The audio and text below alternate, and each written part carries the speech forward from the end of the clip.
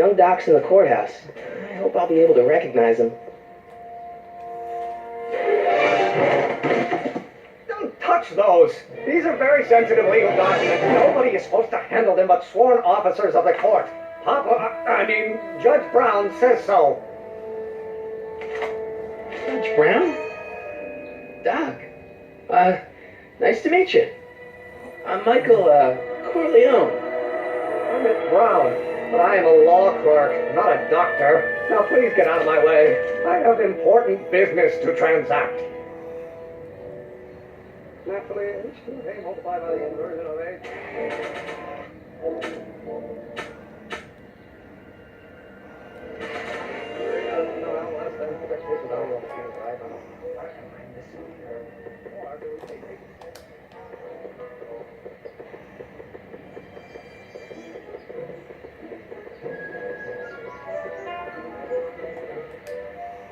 Don't think, Emmett, think. H to the A multiplied by the inverse of A. H to the A multiplied by the inverse of A.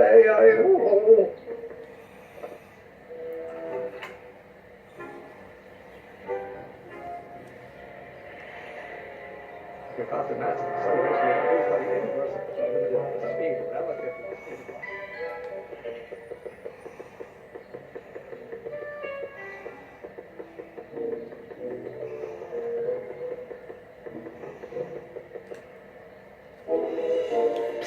Doc! Marty, have you found my younger self yet?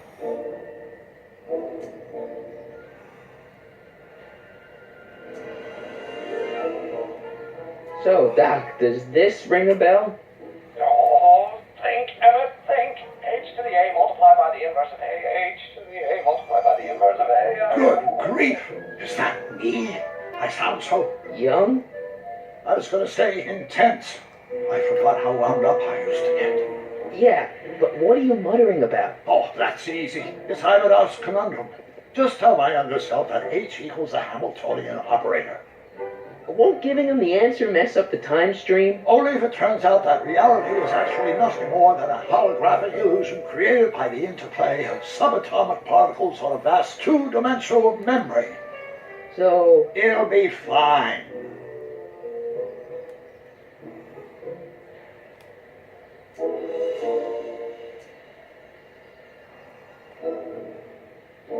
What was H again?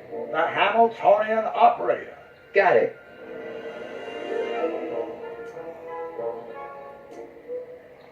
Where have you been all this time? I missed you. I missed you too, Marty, but I thought it was important to let you live your own life for a while, free from the insanity of time travel. I gotta admit, it was nice to not have my family history blowing up in my face for a few months. Besides, I've been busy raising my own unpredictable teenagers.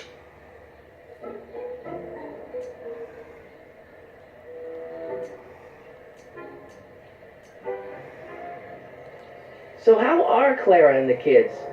They're fine. Right now we're trying to decide where to send Jules and Vern to college. Clara prefers the 2020s, but I'm partial to the 1960s. We're planning on visiting you and Jennifer in 2011 soon. Me and Jennifer? In 2011? Oh, forget I said anything.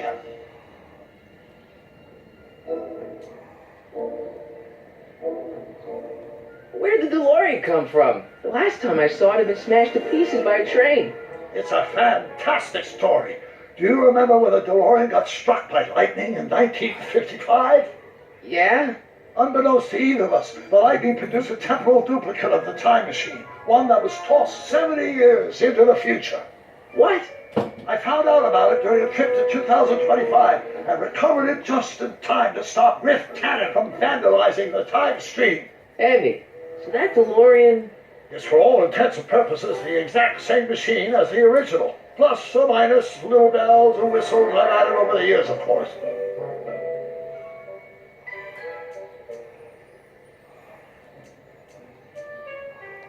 So, what were you doing in 1931 anyway? Oh, nothing terribly exciting. Indulging in a little personal nostalgia, picking up a few rare out-of-print books to surprise Clara on her birthday, solving a historical mystery or two. The usual. Usual? You lead a pretty unusual life, Doc. It's an unusual universe, Marty.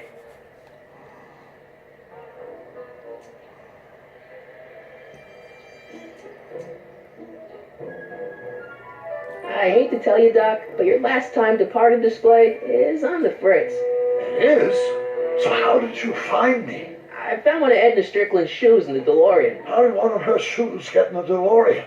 Einstein took it from her. He did?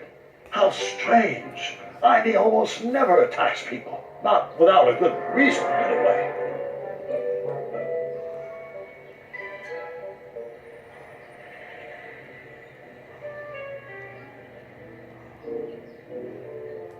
I know this really isn't the right time or place, but I found your notebook. Ah, so that's where I left it. Why'd you bring it here? Because the bank's selling off all your stuff. They can't do that. That's what I keep trying to tell them.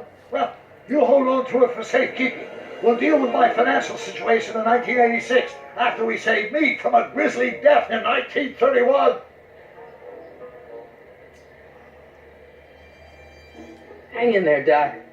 Not the best choice of words, Marty.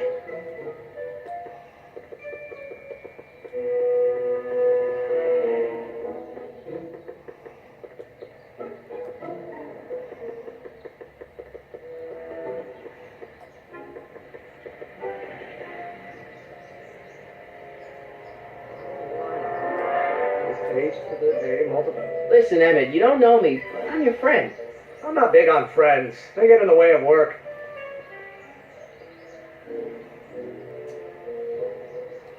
Maybe H equals the Hamiltonian operator. What did you just say?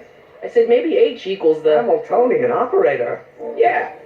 Great Scott! If H is a Hamiltonian, then H to the A multiplied by the inverse of H can only be the same as the expectation value for A. That's it! That's the solution to Ivanov's conundrum, the problem I've been wrestling with in my head all week! I'm sure you would have figured it out by yourself in a day or two. The way you figured out how to build that rocket-powered drill. Where did you learn so much about science?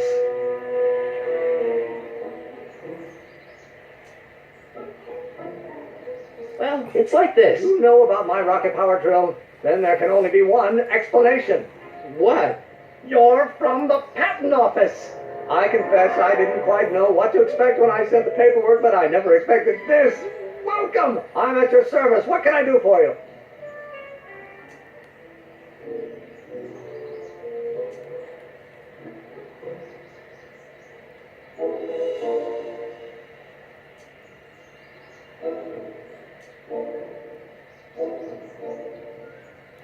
Can I see your rocket-powered drill? Of course, of course. Naturally, it's just a scale model, but it's nearly operational. I can show it to you, say, first thing in the morning.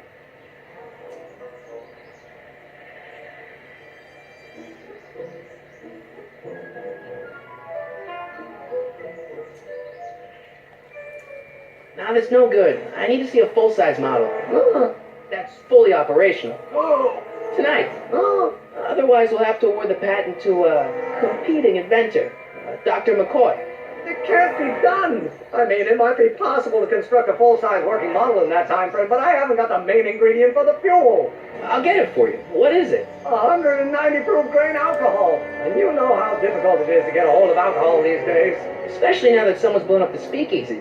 And besides, there's no way I can get off work until I've delivered the subpoena. Part of the investigation into the business affairs of Kid Tannen. Is it vitally important you see that rocket-powered drill today? Yes. Is it vitally important you deliver that subpoena today? Yes! Listen, I'll help you deliver it, and I'll see to it you get the alcohol you need. It'll help you get that drill finished by tonight. Deal? Deal. Here's the subpoena. Arthur McFly? I've got a subpoena my grandpa? It's Kid Tannen. Hey, I just saw him at the soup kitchen yelling at Arthur McFly. I'm not surprised. Arthur does the books for his business. What kind of business? That's what the DA is trying to find out. Let's go talk to him. No. Why not? Kid Tannen can tell us where Arthur's hiding. Yeah, well, he can also have us fitted for a Chicago overcoat.